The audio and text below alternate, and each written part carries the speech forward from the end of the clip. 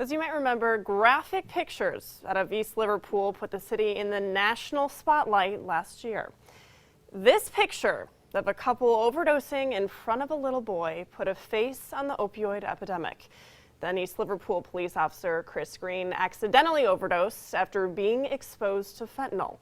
Incidents like these sparked change in drug handling policies across the nation. WKBN 27 First News reporter Molly Reed takes us to East Liverpool to see if anything there has changed. Though the battle with the drug epidemic is far from over, East Liverpool police have recently been able to breathe a sigh of relief. This October, they were called to one overdose. In October of 2016, there were more than 15. You'll notice downtown that the clientele of people that are walking downtown streets today is a world of difference compared to a year ago. The city credits the high amount of drug raids and arrests the police are making. Just Sunday, drug dealer wasn't in town 10 minutes before he was reported. And within a half an hour of them being in town, they were in handcuffs and on our bench. Including that arrest, a lot have been made through the city's See Something, Say Something campaign.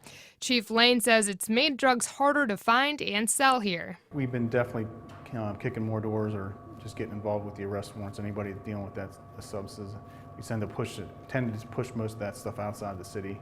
Those people move on to areas that are more comfortable to them, and people that turn a blind eye to this, we don't turn a blind eye to this no more. But probably the biggest thing they say has helped clean up the city is their work with family care ministries. Whether it's the jail, the schools, families, maybe an overdose happened and we go to the home with the police and just let them know that there's a genuine way out of this life of addiction.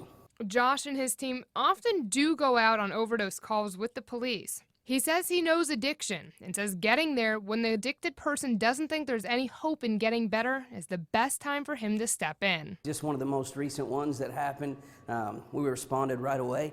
I got that young lady into a detox center and she's now in a long-term in-house facility experiencing the same thing that I got to about 12 years ago. In East Liverpool, Molly Reed, WKBN 27 First News.